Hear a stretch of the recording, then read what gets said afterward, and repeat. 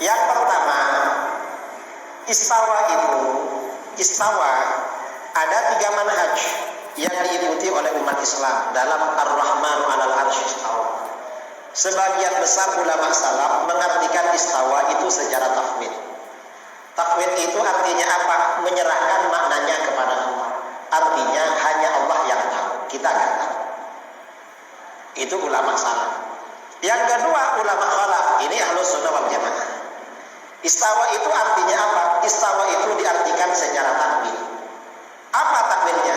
Istawa itu artinya Allah menguasai arasy, Allah mengatur arasy, Allah mengendalikan arasy. Itu namanya Ahlus Sunnah wal. Yang ketiga ada pendapat Wahabi. Kalau Wahabi mengartikan istawa, Tuhan duduk-duduk bersemayam, duduk-duduk di atas arasy. Setiap pukul 3 pagi turun ke langit pertama di dunia. Itu Wahabi. Kita Ahlus Sunnah wal Jamaah terserah. Kalau ikut ulama salaf, hanya Allah yang tahu. Imam Ahmad berkata, istawa kama akhbar, la kama yakhthuru fi qalbil bashar. Allah beristiwa seperti yang dikabarkan dan tidak seperti yang terlintas dalam pikiran manusia. Jadi takwil. Kalau ulama khalaf menafsirkan istawa, wastiwa'uhu qahruhu wastila. Istiwanya Allah itu adalah pengendalian Allah dan kekuasaan Allah. Itu ulama khalaf. Itu istawa. Bagaimana bisa bersatu? Tapi semuanya bisa bersatu dalam Asy'ariyah kecuali bersatu dengan Wahabi. Kalau Wahabi tidak bisa.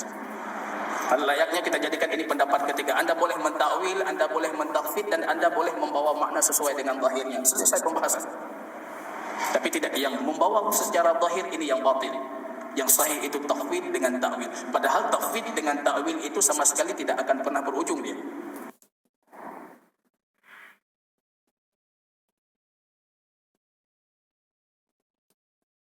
Banyak masyarakat Aceh, madhab fikih Imam Syafi'i, madhab akidah Asy'ari Maturidiyah. Mengapa orang Aceh khususnya tidak memilih akidah Imam Syafi'i? Dan apa sebenarnya akidah Imam Syafi'i? Ini kaum muslimin rahimani wa rahimakumullah, ini sebenarnya pertanyaan ditujukan untuk orang Asy'ari. Kenapa Anda memilih Imam Syafi'i sebagai madhab fikih dan memilih Imam Abu Hasan al-Asy'ari sebagai madhab akidah? Ini sebenarnya salah satu kontradiktif. Kalau saya boleh berujar, kalau kita perhatikan madhab Asy'ariyah, tidak ada satupun madhab di dunia ini yang lebih banyak kontradiktifnya, ta'arudnya dibandingkan Asy'ariyah. Tapi yang lucunya kalau kita perhatikan madhab Asy'ariyah, kontradiktif sesama mereka, saling berselisih sesama mereka, itu penuh dengan toleransi. Berbeda halnya ketika mereka berselisih dengan orang selain mereka. Salah satu faktanya kalau kita berujar di sini, barangkali kita mengingat apa yang pernah saya sebutkan pada pertemuan sebelumnya tentang dua pandangan ketika mereka berhadapan dengan ayat sifat dan berkaitan dengan ayat-ayat berkaitan dengan sifat Allah dan sunnah Rasul tentang sifat Allah. Mereka memilih dua jalan, jalan ta'wil, memilih jalan ta'wil dan memilih jalan tafwid. Padahal kita perhatikan tafwid dan ta'wil itu dua jalan yang sangat berbeda. Yang bahkan yang layaknya orang yang melakukan tafwid, dia itu harus menyesatkan orang yang melakukan ta'wil. Orang yang melakukan ta'wil harus menyesatkan orang yang melakukan tafwid. Tapi dalam madhab Asy'ariyah dua-dua itu boleh saja. Ini kontradiktif. Sama halnya ketika mereka mengatakan madhab kami secara fikih Syafi'i, tapi ketika kami berakidah kami kembalikan kepada Abu Hasan al-Asy'ari. Yang jadi pertanyaan dari saya sebenarnya, betul tidak mereka mengembalikan akidahnya kepada Abu Hasan al-Asy'ari? Betul tidak? Betul tidak Anda menganut apa yang dianuti oleh Abu Hasan al-Asy'ari? Ataupun kita berakidah Asy'ari sebagai akidah yang mengikuti imam-imam Asy'ari setelah abad ke-8? Betul tidak kita mengikuti Imam Baqilani, Abu Hasan at-Tabari? Dua orang ini yang dikenal selalu sejalan pemikiran akidah mereka dengan Abu Hasan al-Asy'ari. Ini pertanyaan pernah saya lontarkan juga kepada orang yang mendakwakan dirinya Asy'ari. Kenapa Anda fikihnya Syafi'i sedangkan akidahnya Asy'ari? Mereka mengatakan kenapa kami bermadhab fikih Syafi'i? Karena madhab fikih Imam Syafi'i itu pemikiran dan metodologi Imam Syafi'i yang kita gunakan dalam fikih kita. Tapi kenapa akidah kita Asy'ari? Karena Imam Abu Hasan Al-Asy'ari dikenal sebagai pembaharu akidah. Imam Asy-Syafi'i tidak dikenal sebagai pembaharu akidah. Ini jawaban mereka. Kalau Anda bertanya soal ini, jawabannya seperti ini. Tapi di sini perlu kita perhatikan apa perbedaan fikih dengan akidah. Hari ini sering bermunculan pemahaman fikih Imam Syafi'i, fikih Imam Maliki, fikih Abu Hanifah, Hanafi, fikih Al-Hambali. Sebenarnya ini konteks lafaz yang sudah selalu berlebihan. Sebenarnya bukan fikih mereka. Yang patut kita katakan lafaz yang sebenarnya yang sahih, fikih al-Islami, fikih Islam. Tapi metodologi pencarian dalilnya itu metodologi Imam Syafi'i. Tidak ada fikih Syafi'i. Dan Imam Syafi'i sendiri tidak akan pernah mendakwakan kalau fikih itu miliknya. Fikih Islami, tapi metodologi tempuh yang kita tempuh ketika mencari dalil itu metodologinya Imam Syafi'i. Seperti itu juga dalam Hambali, Maliki dan juga Hanafi.